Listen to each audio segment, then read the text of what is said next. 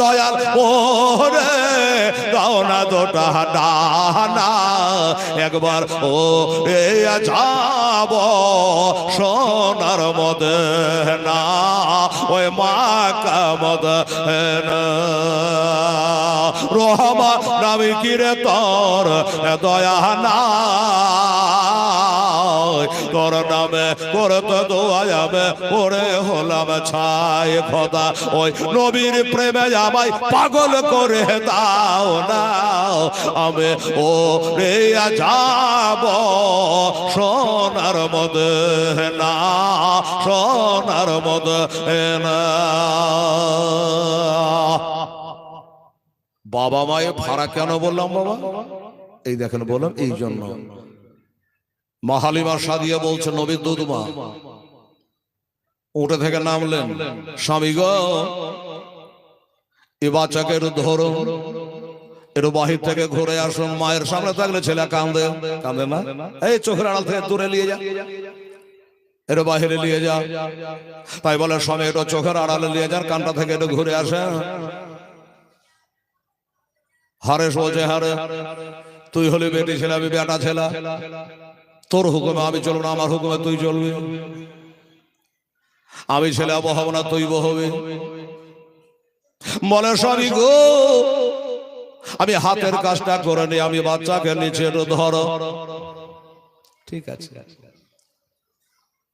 হারেস কোলে নিল কোলে করে নিল মায়ের চোখের সামনে থেকে বাবা একটু আড়ালে গেলাম আর নবীকে লইয়া আর মা হালিমা কি করছে দুটা দোলনা টাকাছে বাবা একটা দোলনাতে নবী ঘুমাবে আর একটাতে মা হালিমা নিজের বেটা আরাম করবে বাবারা আমার মা বোনেরা তাই দুটো দোলনা টাঙানো চলছে রে বাবা এখনো দোলনা টাকা হইল না হারে সেজে হাজির হইয়া গেল এখনো দোলনা টাঙা শেষই হলো না এসে হাজির হালিমা রে হালিমা এদিকে আয় স্বামী গো কি খবর হাতের কাজ এখনো শেষ হলো তুমি চলে এলে হাতের কাজ শেষ করে বলে হালিমা রে আনন্দ আমার বুকটা ভরে গেছে একবার জোরে বলে সুবহানাল্লাহ নবীকে বুকে নিয়ে বলছে আমার বুকটা ভরে গেছে রে হালিমা এই ছেলেকে আমরা মক্কা থেকে আমিনার বাড়ি থেকে আনলাম আব্দুল মুত্তালিবের পুত্র আবু তালেবের পিয়ারা ভাতিজা খাজা আব্দুল্লাহর বেটা কিন্তু এই ছেলেটা আমার ছেলের মতো নয় তোর বেটা বেটের মতো নয় এটা রহিমার করিমের মতো নয় এটা করিমতি সলিমতি জসিমতি হাসিমতির মতো নয় এটা হেলাল ও বেলালের মতো না এটা হেলালুদ্দিন জালালুদ্দিন আলাউদ্দিনের মতো নয় এই ছেলেটা আমার বল বলছে রে হালিমা নিশ্চয় আল্লাহর কোন মহামানব হইবে জোরে বলে সুবহানাল্লাহ এটা নিশ্চয় কোন আল্লাহর খাস বান্দা হবে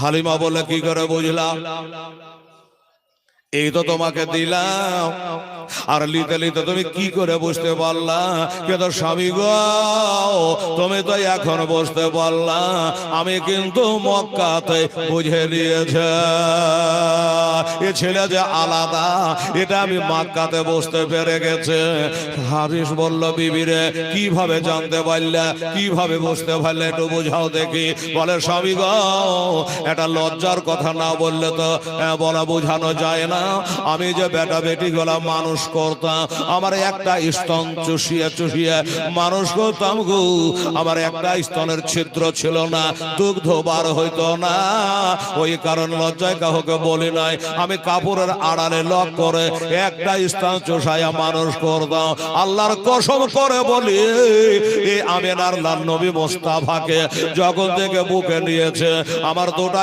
স্তন দিয়ে খোদা দুধ চালু করে দিয়েছে সুবহানাল্লাহ সুবহানাল্লাহ যে নবীকে বুকে নিয়েছে দুধ চালু হয়ে গেল জামা কাপড় দহল হয়ে গেছে দুইটা ছেলেকে খাইয়া দুধের কমি হয় না এক পিয়ালা দুধ খাওয়ালেন আকা জোরে বলে সুবহানাল্লাহ আর এক পিয়ালা দুধ খেলাম মোরা এক মোটা দুধের কমি হলো না তোমার মতো দয়ার নবে আর হবে না তোমার মতো মতো দয়ার রাসূল আর পাবো না।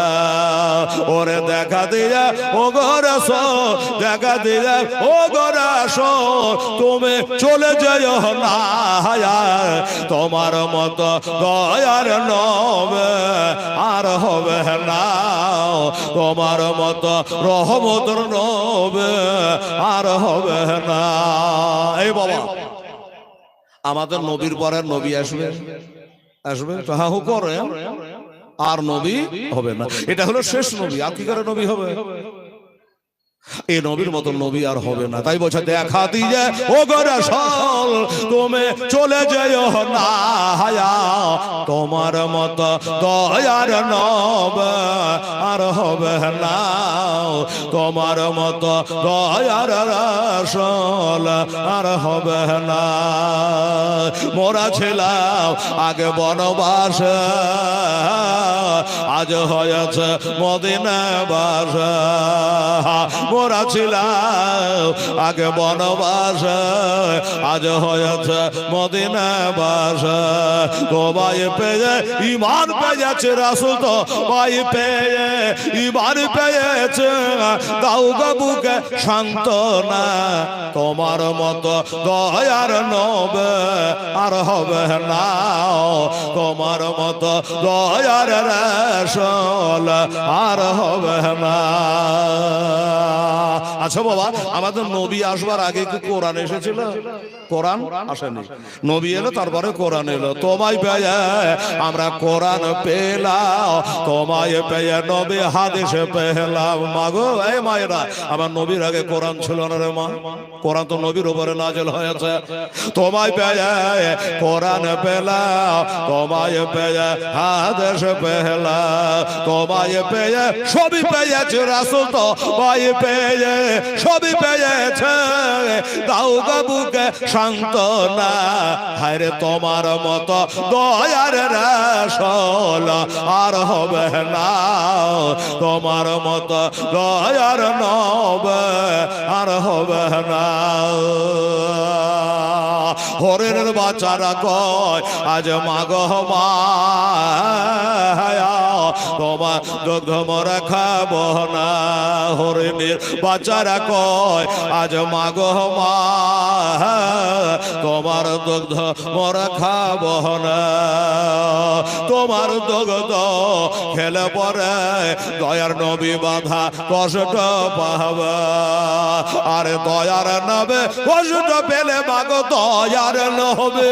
জোরে বলে সুবহানাল্লাহ, আলহামদুলিল্লাহ। আরে তোমার মতো দয়ার রাসূল আর হবে না, তোমার মতো দয়ার নবে আর পাবো না, তোমার মতো দয়ার রাসূল আর হবে না। আহা, হারেস বলছে বিবি হালিমারে, সত্যি কথা, তোর মুখ জানলাম আর আমিও শুনলাম, কি এ ছেলে অন্য কোন ছেলের মতো না। এই নবীকে বলছে আমার মতো ছিল। অনেকে বলছে কি বলছে না বাবা, হারেস বলে এ ছেলে অন্য ছেলের মতো নয়, এটা ছেলে হলো আলাদা, দুনিয়ার ছেলে থেকে হলো আলাদা। বাবা হালিমা বলল স্বামী গো, এটা জানতে পারলেন কি করে, বুঝতে পারলেন কি করে? বলে হালিমা, এই ছেলেকে কোলে করে লইয়া আমি যখন বাহিরে গেলাম তো দেখলাম চোখের পাতা তুলে যখন তাকা তো শোকনা গাছে যেন পাতা ভইগা যা, শোকনা গাছে যেন পাতা ভুগে যায়, শস্য শ্যামলায় যেন ভরে যায় রে হালিমা। ইনি হলো আমাদের নবী রহমাতাল লিল আলামিন। সুবহানাল্লাহ। এই নবীর হলাম আমরা উম্মাত, উম্মাতানি। মা, আমাদের মতো ভাগ্যবান আর কে হতে পারে? সুবহানাল্লাহ। যাই হোক বাবা গো, এই মা হালিমার বাড়িতে একদিন দুদিন, এক সপ্তাহ, 2 সপ্তাহ, 3 সপ্তাহ হয়ে গেল। এবার হালিমার বাড়িতে রহমতের ভান্ডার চলে এসছে রে বাবা, হালিমার অভাব থাকতে পারে। হালিমা বলল, আমার ছেলেগুলাকে দুগ্ধ বন্ধ করাইতা আমার স্বামী আর আমি হালিমা অনাহারে কাটাইতা। শুধু যেদিন থেকে নবীকে এনেছি, রহমতের নবীকে, সেদিন থেকে আমার বকরির কাছে গিয়ে কেজির কেজি দুধ বের হতে লাগলো। থন গলা শুকিয়ে গেছিল, দুধ বের হতো না। এবার বকরি গেল দুগ্ধ দিতে আরম্ভ করলো। আমি আর আমার স্বামী অনাহারে কোনোদিন ঘুমাইতাম না। কিসের কারণে? এই রহমাতুল লিল আলামিন নবী এসেছেন যার কারণে। বাবা, ভালো মানুষের দুশমন বেশি হয় বাবা, হয় কি হয় না বাবা? হয়। তো এলাকার মানুষ কবি হিংসাবাদ করতো, মা হালিমার হিংসা করতে পারে। হালিমা আস্তে আস্তে আস্তে আস্তে আস্তে মানে উপর দিকে উঠতে লাগলো, উন্নতি দেখা দিল, বকরি ছাগল গুলা মোটা মোটা হলো, সব দিক দিয়ে খালি উন্নতি আর উন্নতি। কার কারণে? আমার নবীর কারণে। তো দেশের মা বহিনীরা বলে যে হ্যাঁ রে, হালিমা এত বাড়তি কি করে হইল, এত বাড়িতে রহমত কি করে হইতে লাগলো? মনে হয় ওই বাচ্চারার কারণেই হবে। হ্যাঁ, তো বাবার একদিন কয়েকটা মহিলা গিয়া মা হালিমা সাদিয়ার কাছে গিয়ে হাজির হলো। হালিমাকে বললো, হালিমা আজ দুইটা কথা কহিতে এসেছি বহিন। কি বল? বললে, হালিমা রাতের বেলায় যখন তুমি ঘুমাও তো তোমার বাড়ির হ্যালোজেনটা কেন বন্ধ করো না? আর তোমার বাড়ির হ্যালোজেনের আলোতে আমাদের চোখে ঘুম হয় না। হালিমা বলে, হয় রে, আর ঠাট্টা করিস না রে, আমি হ্যালোজেনের আলা কোথায় পাবো রে? সাতেরকার মেয়েগুলা সবাই বলছে হ্যাঁ হ্যাঁ, তোমার বাড়ি থেকে আমাদের বাড়িতে আলো চলে যায়, ওই আলোতে জানে বাড়ি আলা হয়ে যায়। হালিমা চিন্তা করে, আল্লাহ এত গেল আমার মা বহিন সবাইকে মিথ্যা কথা বলতে পারে, সবারই বাড়িতে আলো চলে যায়, এটা কোন আলো যায় তারা তো আর জানে না। জানলে হয়তো বাবা জিজ্ঞাসা করতে আসতো না। বাবারা, আমার মা বোনেরা, এবার হালিমা জিজ্ঞাসা করছে, বহিন রে, একটা সত্য বাপের সত্য বেটির মতো একটা কথা বলতো, আচ্ছা আলাটা কি জ্বলে থাকে যায় না, মাঝে মধ্যে বন্ধ হয়ে যায়? ওই মেয়ে গলা বলল, হালিমা আলাটা সব সময় জ্বলে না, মাঝে মধ্যে যেন একবারে ফকাশ মেরে দেয় আর বাড়ি যেন আলা হইয়া যায়। বাবারা, মা বোনেরা গো, এবার মা হালিমা সাদিয়া বলল, শুনে নাও আর জেনে নাও, এই আমার দেশের মা বহিনেরা, তোরা বিশ্বাস কর চাহে না কর, আমার কিছু করার নাই বহে। তোদের বাড়ি যে আলোটা যায় হ্যালোজেনের আলার মতো ফকাশ মারে, এটা বন্ধ করার আমার কাছে সুইচ নাই রে, আমি বন্ধ করার আমার ক্ষমতা নাই রে। বলে, বারে কথা, তোমার বাড়ি থেকে আলা যায় বন্ধ করা উপায় নাই মানে? বলে, শোনালে এটা চাঁদের আলো নয়, এটা হ্যাচাকার আলো নয়, এটা হ্যালোজেনের আলো না, এটা আলো হলো কার জানি? বলে কার? বলে, টাকা কম পাবো বলে মক্কা শরীফে তোরা ওই আমেনার বেটা নবী মোস্তাফাকে তোরা লিলি না, আমেনার চোখের পানি গোলা তোরা একটু দেখলি না, আমেনার চোখের পানি গোলা তোরা একটু মোছাইলি না রে, আব্দুল মুত্তালিব কত বেগাত্তা করেছিল তোরা শুনলি না রে? শুনে নে আর জেনে নে, রাত্রে বেলাতে তোদের বাড়ি যে আলা চলে যায়, ওই আলাটা আসলে কিসের আলা জানে?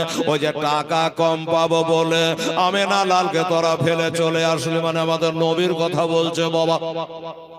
আমি টাকার দিকে দেখিনি, পয়সার দিকে দেখিনি, আমি ওই ছেলেকে বুকে করে এনেছি রে বহে। এবার রাত্রে বেলাতে শুয়ে থাকে, 1 মাসের বাচ্চা কত বড় হবে মা, ওই বাচ্চার গায়ে চাদর চাপানো থাকে। এবার রাতের বেলায় ঘুমের ঘরে যখন হাত পা একটু লাড়াচাড়া করে, তখন চেহারার কাপড় কানা সরে যায়, চেহারার কাপড় কানা হটে যায়, আর যেমনি হটে যায় ওই ফকাশটা তখন তোর বাড়ি চলে যায়। ওই ফকাশটা তখন তোদের বাড়ি চলে যায়। এবার তোরাবো এই আলোকে ঢাকা যাবে, এই আলোকে বন্ধ করা যাবে? বলে, না না, এটা তো আলো বন্ধ করা যাবে না। এরা পস্তাতে আরম্ভ করলো, হায় হায়, নিজের পায়ে কুড়াল আমরাই মেরে এলাম, আমরা আগে গিয়েছিলাম টাকা বেশি পাবো না বলে আমরা ওই ছেলেটাকে ফেলে দিয়ে চলে আসলাম। আর হালিমা আনার পরে তার বাড়িতে রহমতে যেন ভরপুর হয়ে গেল। রহমতে ভরপুর হয়ে গেল। কিছু করার নেই বাবা, আল্লাহ দিলে কেউ কাঠালি দেখি পারবে না। এভাবে দেখতে দেখতে বাবা একটা মাস আরো চলে গেল, তাই না? একটা মাস চলে গেল।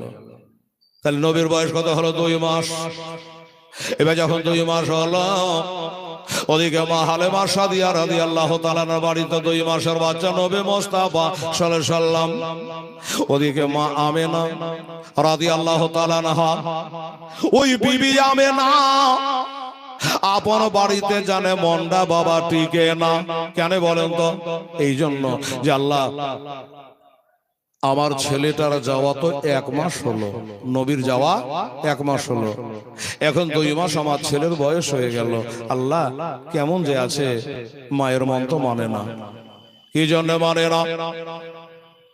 ছেলে মায়ের জন্য কাঁদে না, বাবার জন্য কাঁদে না, দাদা দাদের জন্য কাঁদে, কি যে করছে কিছুই জানি না। আর যেখানে মক্কা থেকে তায়েফে নিয়ে গেছে কম বেশি বাবা 100 মাইল দূর, 100 মাইল দূর। আমাদের 40 টাকা করে ভাড়া লেগেছিল বাবা বাসে যেতে, যেটা হালেমার বাড়িটা দেখবো, তায়েব জায়গাটা দেখে আসবো, যেখানে আমার নবীর রক্ত ঝরেছিল রে বাবা। তো বললো সেইখানে গিয়ে বেরাদার আমার মা বোনেরা ভাইরা, তো এত দূরে গেছে, আমি না একাই তো যেতে পারি না ছেলেটাকে দেখবার জন্য, এই কারণে বেরাদার ইসলাম মনটা জানে একটু খারাপ, মনটা জানে কেমন কেমন করে উঠে নবীকে দেখার জন্য। 9 মাস পেটে রেখেছি বেটাকে, 2 মাস যাওয়া হয়ে গেল, মা বসে বসে বাড়িতে কান্দে, স্বামী তো নাই, ইন্তেকাল হয়ে গেছে নবীর বাবা। স্বামী নাই, স্বামীকে বলবে ওকে ঘোড়ায় চড়ে উঠে একটু যাও, আমার ছেলেটা কেমন আছে একবার দেখে আসো। অর্ডার করতে পারে না, স্বামী নাই। এখন বড় বড় ভাসুরেরা আছে, ভাসুরকে অর্ডার করা যায় কি করে, শ্বশুরকে অর্ডার করা যায় কি করে। ওই জন্য হালেমা কাঁদতেছে, আমি না কাঁদতেছে, আল্লাহ আমার ছেলে কেমন আছে কোনো খবর তো পাইলাম না। ও মুসলমানেরা, আমার মায়েরা জন ভাইয়েরা, মার মতো দরদিনী কেউ হবে না রে বাবা। ছেলের জন্য মা জানো বসে বসে কাঁদতেছে। ওরে ছেলে যখন কোথাও যায় তখন মায়ের বুকে শান্তি নাই। আমি না কাঁদছে বাড়িতে ছেলের জন্য।